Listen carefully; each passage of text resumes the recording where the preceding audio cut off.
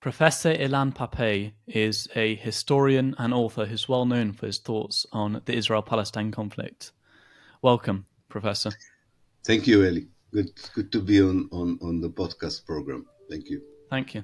So after Hamas committed these horrific crimes and murders on October the 7th, Israel then had an open goal and policy to totally destroy and dismantle Hamas.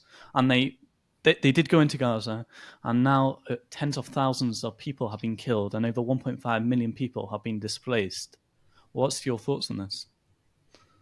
Yes, I think the early Israeli reaction was born out of the trauma of the 7th of October, motivated by revenge mostly, I think.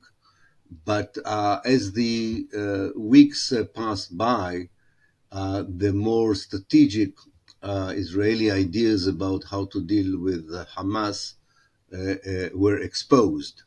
And that was not just in direct reaction to what happened on the 7th of October, but to the overall Israeli attempt to deal with a situation that at least was formed 56 years ago, if not longer than that, which is the imposition of Israel's will on millions of Palestinians, both in the West Bank and the Gaza Strip, who do not want to be under Israeli rule or control, and at various moments in history resist in one way or another, from non-violent resistance to a very violent resistance, as we have seen on the 7th of October. So I think that the combination of revenge, lack of any proper idea of how to deal with it, because in the last 56 years they haven't found a way of dealing with it, led to a high level of Israeli brutality, which also is affected by the very specific geographical and human conditions in the Gaza Strip. Already before the 7th of October, it was like a ghetto with one of the most one of the most dense areas in the world, densely populated area in the world. There's no room for separating urban spaces from or rural spaces from military, purely military spaces. So if you take all this together, you begin to understand why the moment Israel decided to solve once again the problem of the Hamas or the problem of the occupation or the Palestine question with power, and it didn't work before, so they're using more power than before. Unfortunately, what we have seen unfolding on the ground was an inevitable result of this, particularly because in the Gaza Strip, the circumstances are such that any massive military invasion into such a civilian space can only lead to genocidal realities and not to a real, as the Israelis are trying to present it, a careful military operation that tries to distinguish between civilians and terrorists, as they would call them, or that would try to limit collateral damage. All this, of course, is nonsense. The Israelis knew exactly what the collateral damage would be, as they call it, and they knew that it was impossible to do the kind of supposedly very clinical operation that they claim that they're still doing, while the numbers of dead and wounded and displaced show that this is not a fair description of what goes on the ground. So you said that Israel's response is motivated by revenge, and you criticize Israel's response. How would you expect, or how should Israel have otherwise responded to October 7th? Oh, first of all, because of the hostages situation, it should have delayed any military action. And I'm not talking about removing the Hamas fighters from Israel proper. That's understandable why they did this. But before going into Gaza, if at all going into Gaza, they had a huge problem of hostages. And if they really wanted to save the hostages, and we now, what I'm saying is even clearer than it was then, probably 8 months ago, they had to do, first of all, a prisoner swap. They were holding already at that time thousands of Palestinian political prisoners.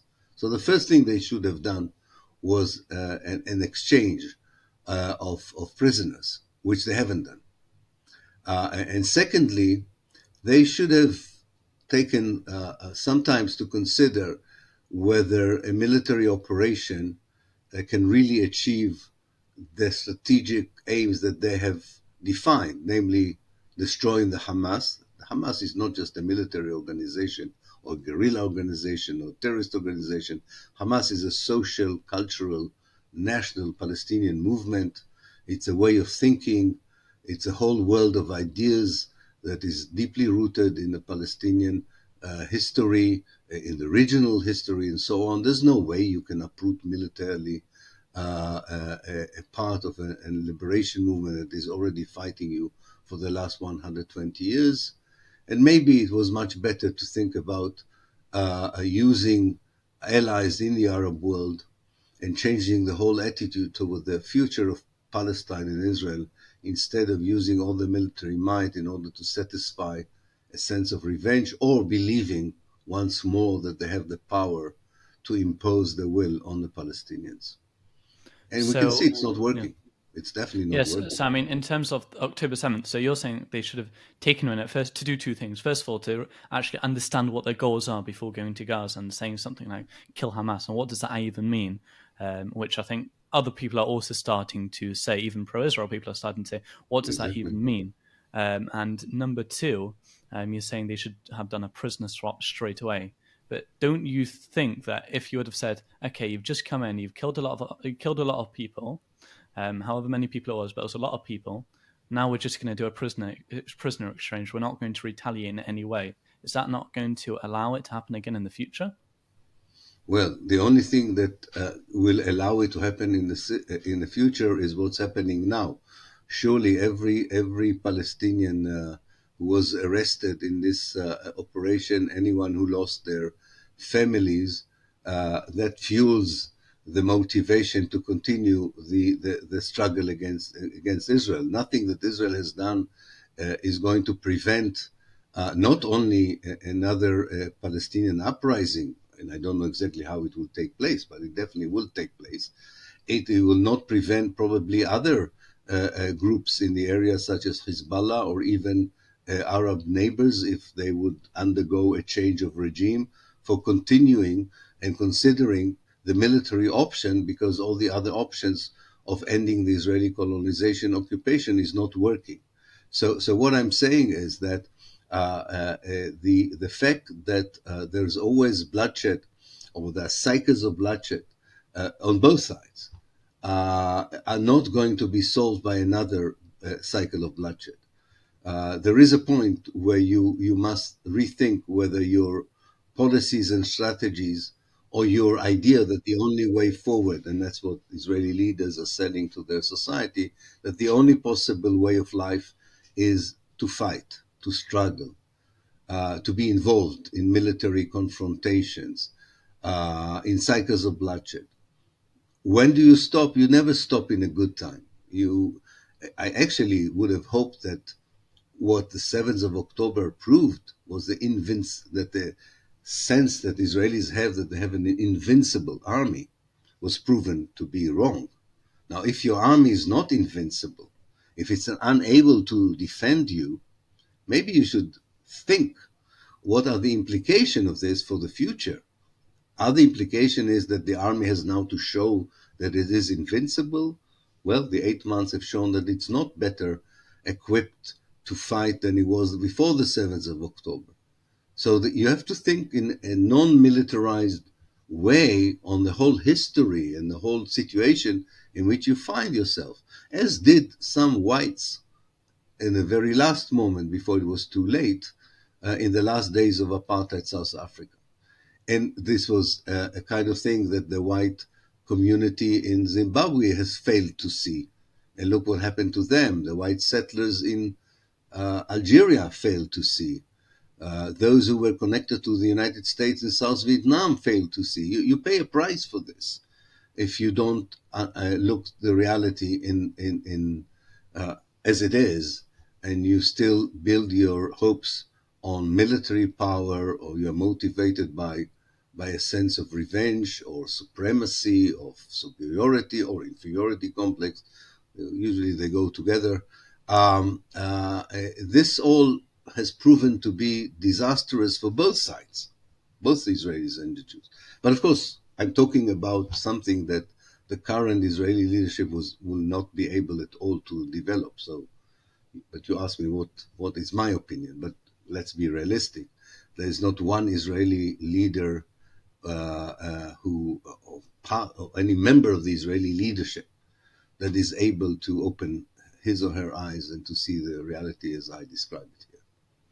So if that was the case for so saying all that, why do you think Israel went into Gaza? Is it just for revenge? But is there no sort of grander plan? Because they did say that they do want to obliterate Hamas, but what does that mean in their terms, or what Yeah, specifically are they actually trying to achieve? I don't think they have a strategy. I do think that they have a tactic, and they wait to see how it unfolds, and then they move forward. What they the two probably two Israeli well, let's call them policies rather than strategies that developed after the 7th of October. One is led by the more messianic, fanatic, extreme right wing forces in Israel, which are presented in this current government and are exponentially growing within the Israeli Jewish society. They are motivated by a sense that God is with them. It's a very religious, messianic group. And they believe not only that the military has the power to obliterate the Hamas, which in their eyes includes a genocide of all the Palestinians in Gaza, not just the terrorists, as they would call them, and resettle Jewish settlers there, and then move to the West Bank and do the same there. That's their vision. There is another group, more pragmatic, if you want, a more typical of the old Zionist thinking in Israel, still present in this government. And they are thinking about a model that they think was successful. I don't think it was, but they think was successful. In 2002, they conducted an operation called, if I remember correctly, Shield. What the full name? Anyway, I don't remember the name of the operation. The operation in April 2002, which was a response for guerrilla attacks and terrorist attacks on Israel. And they reoccupied the West Bank, including the areas that were given to the Palestinian Authority under the Oslo Agreement, and reached a new agreement with the Palestinian Authority of a direct and indirect Israeli rule in the West Bank in collaboration with the Palestinian Authority, while daily fighting any attempts by Palestinians to conduct a guerrilla warfare against that occupation. That's the model that they have, that they can impose either the PA or a similar Palestinian body to run the Gaza Strip for them. They might want to annex part of the Gaza Strip directly to Israel, hoping to push some Palestinians out of the Gaza Strip, and believe that by downsizing the number of Palestinians there, by bringing a Palestinian collaborators into Gaza, this would weaken the Hamas. I mean, these are more realistic people. They would not talk about obliterating the Hamas, but they would talk about probably weakening it to such a point that it is, in their eyes, it cannot threaten the security of Israel.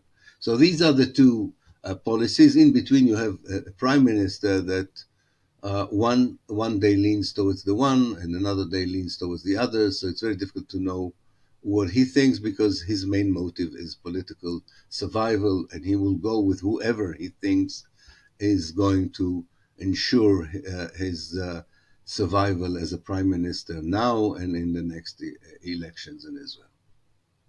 Okay, so looking at that, so you're talking about the current government in that format, and you also mentioned that you don't think there's anyone in there that will be able to make. I think you meant in terms of a Palestine, to create a Palestinian statehood. If that's one, I think that's what you mentioned.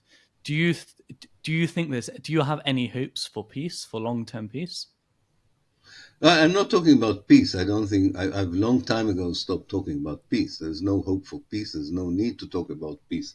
What there is hope for in the long term, and I think that's quite feasible, is for what one can call, for the for the lack of a better word, a decolonization of Palestine. Namely, what you can hope for is a totally redefining of the redefining of the political structure between the River Jordan and the Mediterranean that would rectify the past evils and provide a basis for a different kind of political realities in the future.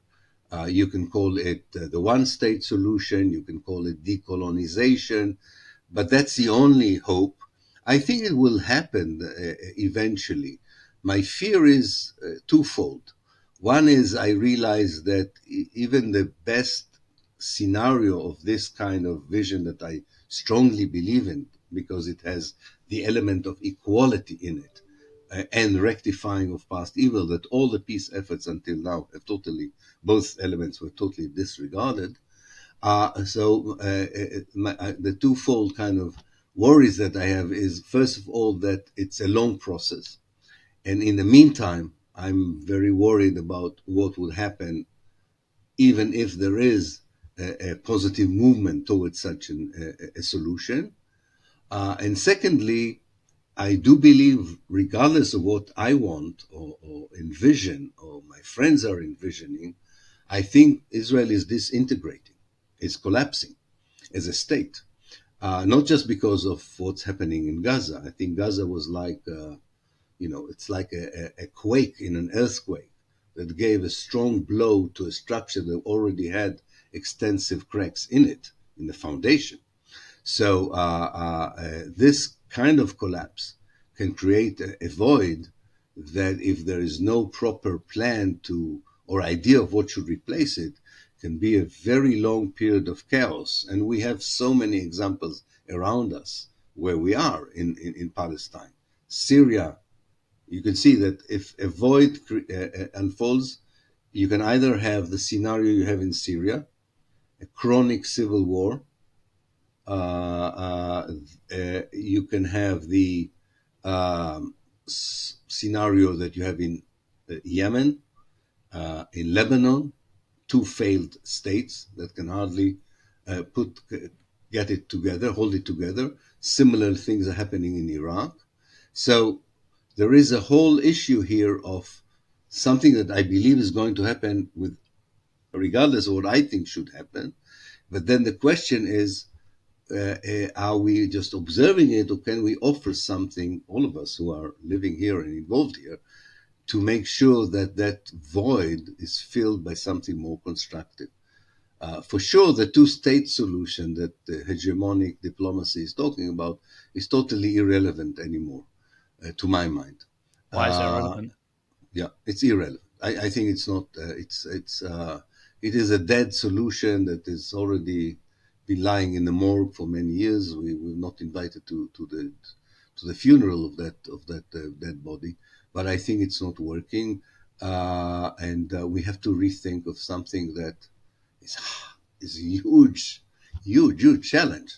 Mainly because, of course, the Israeli Jews will not want to live in a state where there are equal rights for Palestinians and where they would lose their privileges. But they're not the only group in history that was unwilling or voluntarily was willing to live in a more equal and democratic society.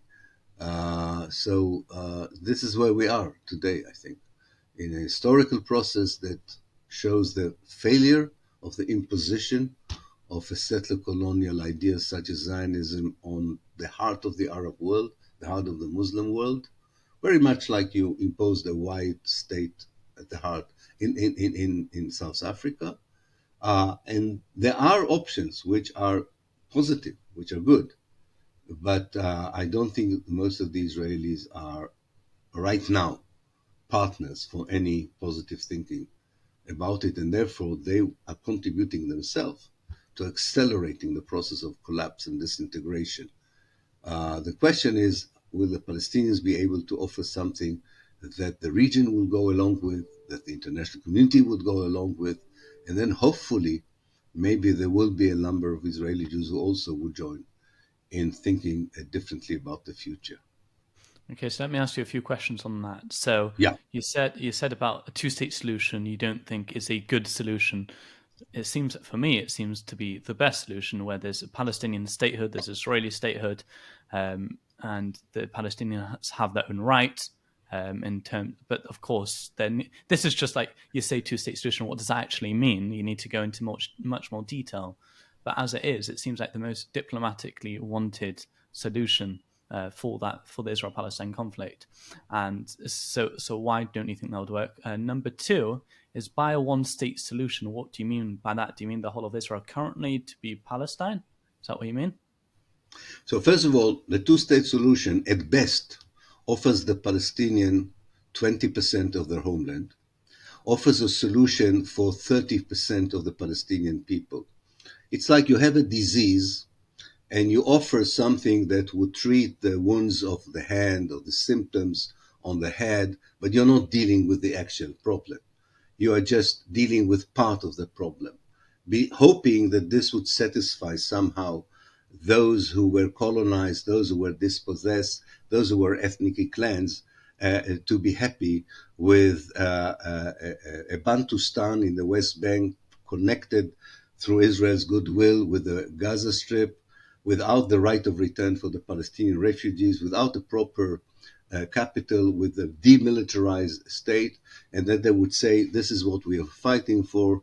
This is a very successful outcome of our liberation struggle. This is not going to work. It's no wonder that the huge coalition that was behind this idea included almost everyone in the world, and it totally failed for 50 years. Why did it fail? Because it's not relevant, because it's not workable, because it is based on an American business school idea that you divide what is divisible and you ignore what is invisible because it's indivisible. This is an American idea, a Western idea of how to solve problems of conflicts as if they are business problems. No, we're talking about human beings here for whom justice is very important, equality is very important. Crimes of the past that have not been resolved are very important. The two-state solution has no answer to these dimensions of the current conflict in Israel and Palestine. So therefore, without that context, without that envelope, there is no chance for any reconciliation. Not to mention the practical problems. You have 700,000 Jewish settlers in settlements. Some of these settlements are urban sprawls. There is no way of creating territorial contiguity in an independent Palestinian state. So this, even if it was maybe relevant in 68, 1969, it definitely is beyond any reasonable conversation now as a practical idea, even from the objective realities on the ground, not to mention the other dimension that I have just talked about. Now, the one state, yes, it's all over historical Palestine, from the river to the sea.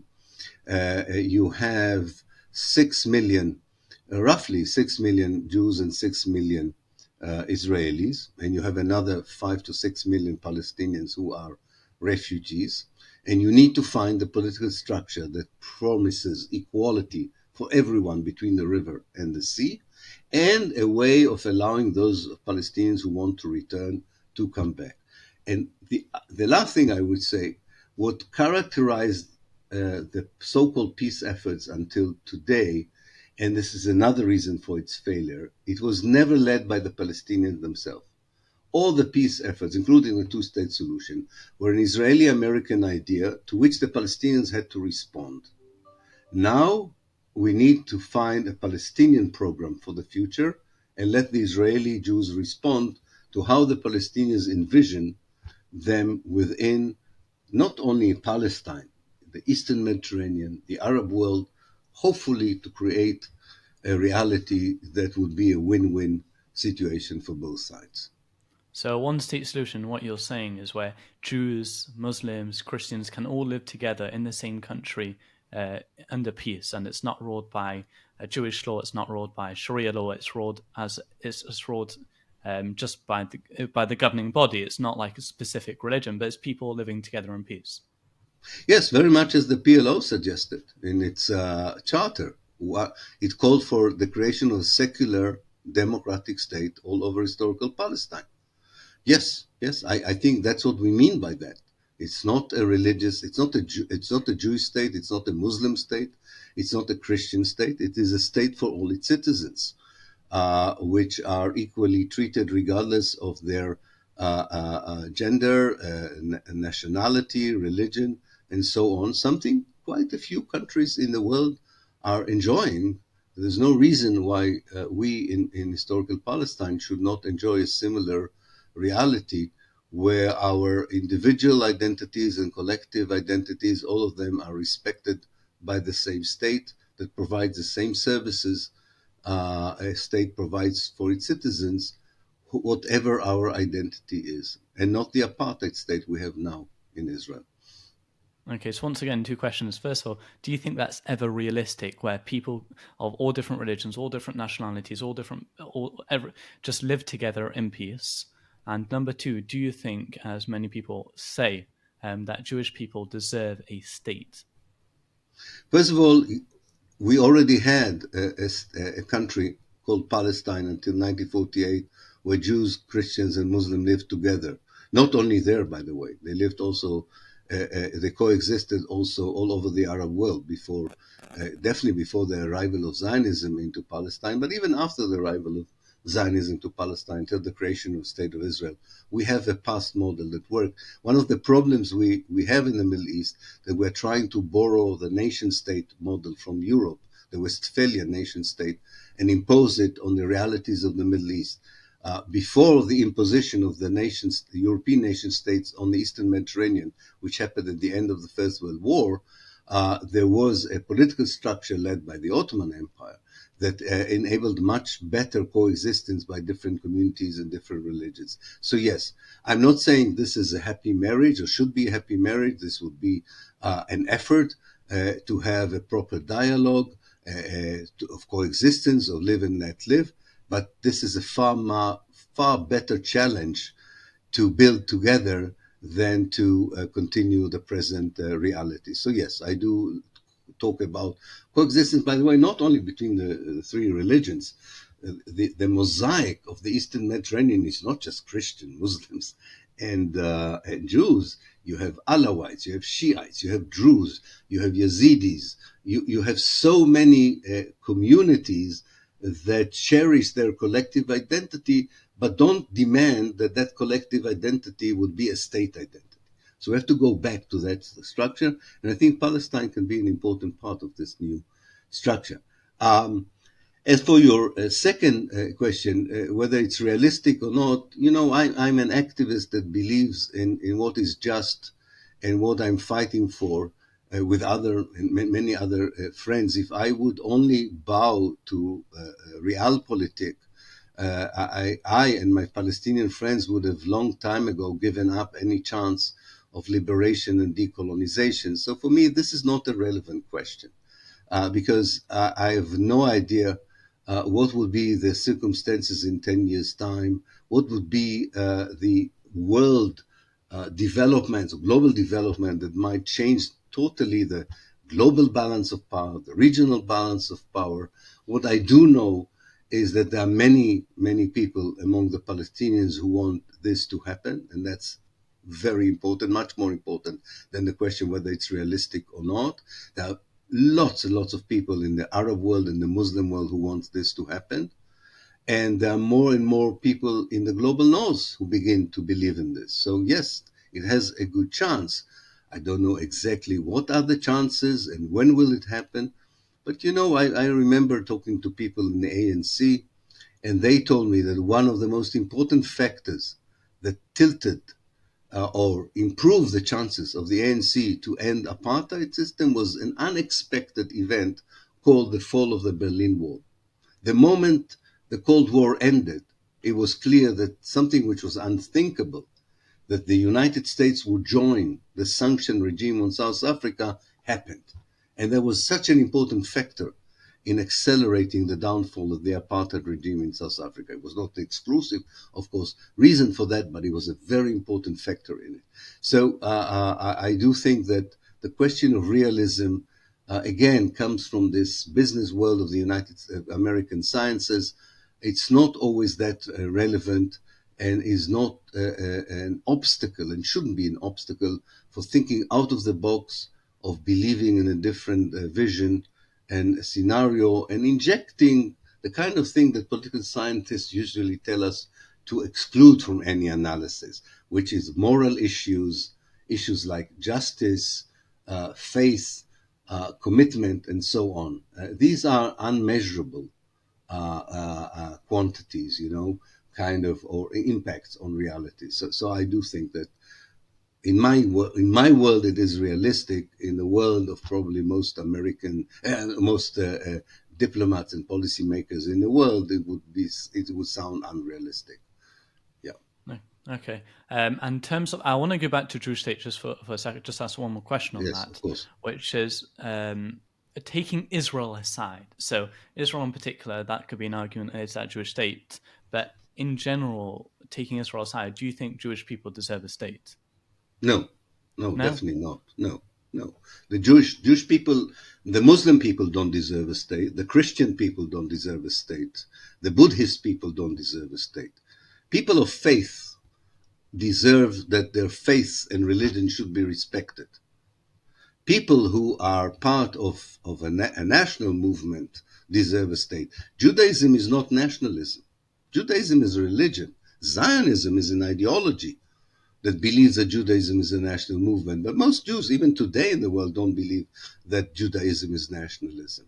No, because if it was possible to create a Jewish state, not at the expense of the Palestinians and without dispossessing the Palestinians, without colonizing the Palestinians, without ethnically cleansing the Palestinians, namely to create a Jewish state on an island somewhere, yes, if that's what some Jewish people would want to do, there's no harm in it. The problem with the idea of a Jewish state that it can only be sustained through a structure of an apartheid state that imposes its will on the Palestinians. Even a two-state solution just limits the apartheid state to the state of Israel and creates a Bantustan. So for me, it's another version of the apartheid colonization and dispossession. So I'm afraid, no, I don't think the Jewish people can have a state. What they deserve, what I deserve as an Israeli Jew, is to live in a place which is safe, which guarantees for my safety, which promises me equality. And I believe that the one state solution is the only structure that would guarantee this for me, for my family, for my grandchildren, for anyone else who will define themselves as either a Jew in a cultural way or a Jew in a religious way. There is no way that you can create a Jewish nation state in historical Palestine without the dispossession of the Palestinians. And therefore, this idea that has been attempted with a lot of power, with the support of the United States, Western imperialism, nuclear weapons, building the strongest army in the Middle East. You can see all of this is still not working.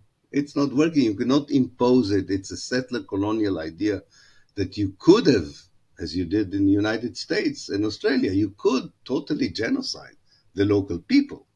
And then you can build a nation state on whatever basis you want. But if your genocidal ideas or the eliminatory policies did not work fully, as happened in 48, you are left with a place where you are a third generation of settlers living with the indigenous native people, and you have to come up to some sort of an agreement. And that agreement is very like post-apartheid South Africa, is built on recognizing the indigenous people, their the land is theirs, and discuss with them your place in the liberated post-apartheid state that hopefully you can build together in the future. So, in this future that you referred to, do you see Hamas as being part of this process? I have no idea. I think Hamas is. I have no idea. Hamas exists as long as the liberation struggle exists. Will there be Hamas after the liberation struggle? I don't know. That's the Palestinian issue. I can only judge from what I can see in the post-liberated Arab states around me. It's very clear that political Islamic groups, the left, more liberal national center forces, are struggling to either to find a consensus to live together, that is to exist together politically, I mean, not to live together, not cohabiting, existing, building a consensus, or they are unable to do this. Uh, I'm sure that whether it will be called Hamas or not, I have no idea, because the word Hamas in it in Arabic is the word mukawama, resistance. You don't need resistance if the liberation is being achieved. So probably it will be something else. It won't be called Hamas. As Fatah will not be called Fatah. But definitely, like the rest of the Arab world, may I say, like the rest of the world, finding the balance between people who want the public space to be more religious, who maybe want the society to be more religious on the one hand, and people who want societies to be more secular, more liberal. This kind of tension would not escape us in Palestine as it doesn't escape anyone else. So, how exactly this will work out, what kind of a dialogue will develop as a way of life, and so on, I do hope that the Palestinians, like anyone else in the world, would find a way of building such a coexistence, because any other solution is a zero-sum game in these ideas. But I think, judging by the history of the Palestinians, I think that they will be able to find an uneasy sometimes, hopefully a better one in a later future, of coexistence between people who want society to be more religious, more traditional, maybe even have vision of an Islamic empire in the future, and people who are thinking about a socialist or a communist future, and those who are less connected to big ideologies of either side. This is all a mix that is not particular to Palestine and is all over the world. And whatever happens in other places, I think, would be reflected also in Palestine itself. In that response, you describe Hamas as just being there to resist against what Israel have been doing. Now, would you at all describe it as a terrorist organization? Would you, let's say, look at the 1988 Charter in Article 7, where it mentions killing Jews, and use that and say that maybe Jews should be scared about living alongside Hamas, or is that not a concern of yours? No, it's not a big concern of mine, because I think even the leaders of Hamas themselves said that they are not, when they ask about what would be after liberation, said it's not our business. That would be for the next generation. You can check all the interviews that they have. I think they wrote a stupid document under the pressure of the first intifada. I'm sure some of them are not entirely enthusiastic about it at the time. I think they use terrorism. There's no doubt about it, because they believe it advances their political ideas. But I think they're also part of the national liberation movement of the Palestinians. So the Fatah, the more secular one, also used terrorism at the time. The left Palestinian groups also used terrorism. Israel is using terrorism all the time against the Palestinians. Everybody uses terrorism. The question is not the methods as much as what people are fighting for.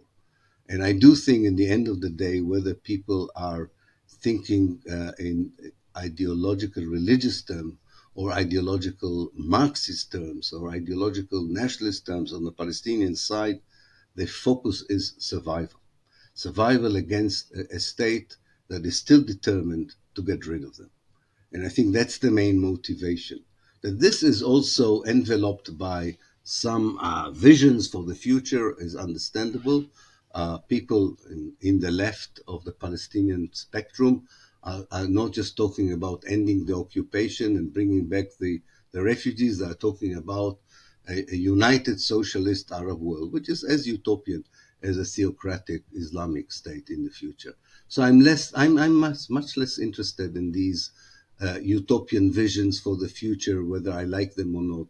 I am much more interested in making sure that we can change the violent reality with the reality of building, and it's a very tough assignment, of building together a society where different ideologies find at least the formula for lived and let live. So in this one, I asked you a question about it before. Do you think it's realistic? And you said that's not a question that you think that should be asked. You think it's a question rather to be asked: is this right, and or is this wrong, rather than is it realistic or not? It is Um, right. It's yeah. absolutely right. It's the right thing to do because, we have this matrix, or rather mosaic of ideologies and ideas. Always had them in the Eastern Mediterranean. And then later, after the First World War, in the nation states that were imposed by European colonialism on the Arab world, we always had it. And usually, without external intervention, people found a way of living together, live and let live, which sometimes has its frictions, sometimes has its moments of crisis, but usually we're able to get out of it if there was no external intervention. So yes, I think it is the right thing to do, is to accept that there are people who have different a moral set of values, if you want, ideological set of values, and find a consensual way of living together. Uh, Whatever structure is good for that kind of coexistence is the right one. And sometimes it takes time to build it. Sometimes it can be a federated idea. It can be a loose state or meta state idea. There's all kinds of options, but we are not able even to start discussing these options as long as the colonization and oppression continues. What will be the fate of movements that are fed and fueled by the resistance to the attempt to eliminate the Palestinian people? What would happen to these movements is very difficult to predict once the danger of elimination would be removed. Now, I'm not naive. I know that decolonization, unfortunately, in some places such as Africa, Southeast Asia, led to post-colonial regimes which were not the best for their own people. We can read Frantz Fanon and his warning that it's not enough to decolonize a country; you have to decolonize the people themselves. And he warned against the kind of rulers that can take over from a decolonized in a decolonized phase, and unfortunately we have these examples. So I think we all have so many hopes about the Palestinians because the decolonization there had not occurred, and we hope that they will learn from all the mistakes of the more failed projects of decolonization and build something better. We can only hope, and me myself, my intimate relationship with Palestinians gives me a lot of hope that they can do it. Can I assure that they can do it? I will never give assurance of anything of that kind in the future. But I do believe. Not only do I believe in it, I'm part of that discussion. So I do believe very proactive in this as well. So I'm not just sitting here and giving you a prediction. I'm part of the effort to build a different future. Oh, so how are you involved? And I mean, the question I was going to ask is, how do you have any vision of how it can happen? But I guess you said you were involved. So how are you involved, and how do you envision Yes, this I'm actually part. happening? Yeah, I'm part of a movement called the One Democratic State, which is an Israeli-Palestinian initiative pushing forward the idea of the one-state solution. We are trying to disseminate the idea. We're trying to push for an internal Palestinian discussion on the one state because right now there's no clear Palestinian vision for the future. So definitely, I'm part of these internal discussions, which are mostly Palestinians and should be Palestinians, but are also involving anti-Zionist Jews like myself, and some other people in the world who are interested in this. It's one of many initiatives, by the way. Probably even more important than our initiatives are the initiatives taken by young Palestinians, NGOs such as Shabaka in Ramallah, where they are exploring how to restructure the PLO and invite the Hamas and the Islamic Jihad to be part of the new PLO, and build a different vision for the future. There are many things that are happening beyond the discourse of two states, which is imposed from above by the global north. And these initiatives hopefully would fuse into a more coherent, united effort to present an authentic Palestinian vision for the future, which will include, I hope, also a clear statement on how Palestinians see the future in terms of political structure, economic nature. I'm very much worried about any structure that doesn't have an element of economic equality in it. How do they see the repatriation of the refugees?